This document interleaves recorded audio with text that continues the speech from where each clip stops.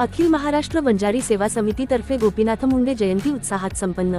अखिल महाराष्ट्र बंजारी सेवा समिती कल्याण यांच्या वतीने गोपीनाथ मुंडे जयंती उत्सव समिती 2025 चे अध्यक्ष श्री आत्माराम फडसर यांचे नेतृत्वाखाली लोकनेते गोपीनाथ मुंडे यांच्या 76व्या जयंतीनिमित्त बंजारी भवन कल्याण येथे अभिवादन कार्यक्रमाचे आयोजन करण्यात आले होते।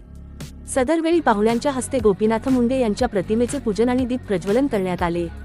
प्रमुख पाहुणे म्हणून DNT फाउंडेशन दिल्लीचे कार्यवाह श्री अनिल फड आणि जगदंबा ट्रस्टचे अध्यक्ष श्री विक्रम बोडके हे उपस्थित होते।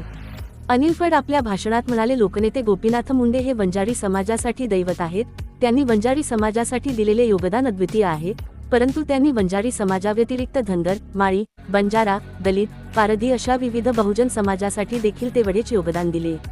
ओबीसींच्या कल्याणासाठी जे करता येईल ते केले। रेणके आयोग, मंडल आयोग अंमलात आणण्यासाठी मुंडे साहेब यांनी कोणताही पक्षीय फायदा तोटा न पाहता बहुजनांचा विकास पाहिला, म्हणूनच ते बहुजन समाजाचेही नेते झाले। यावेळी प्रमुख पाहुणे विक्रम बोडके यांनी गोपीनाथ मुंडे यांच्या कार्याचा आढावा घेऊन त्यांच्या आठवणी कथन केल्या। सदरवेळी पाहुण्यांच्या हस्ते गोपीनाथ मुंडे यांच्या प्रतिमेचे पूजन आणि दीप प्रज्वलन करण्यात आले। यावेळी कवी रमेश आव्हाड यांच्या काव्य वाचनाचा कार्यक्रम आयोजित करण्यात आला होता। आव्हाड यांनी आपल्या विविध कविता सादर करून उपस्थितांची दाद मिळविली।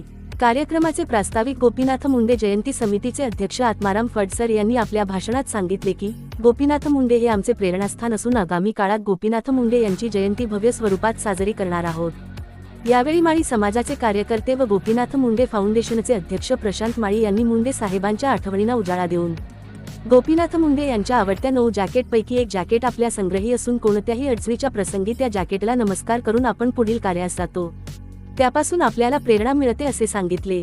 संस्थेचे अध्यक्ष शंकरराव आव्हाड यांनी देखील गोपीनाथ मुंडे यांच्या काही आठवणी सांगून गोपीनाथ मुंडे आणि बंजारी सेवा समिती यांचे ऋणानुबंध उलगडून सांगितले।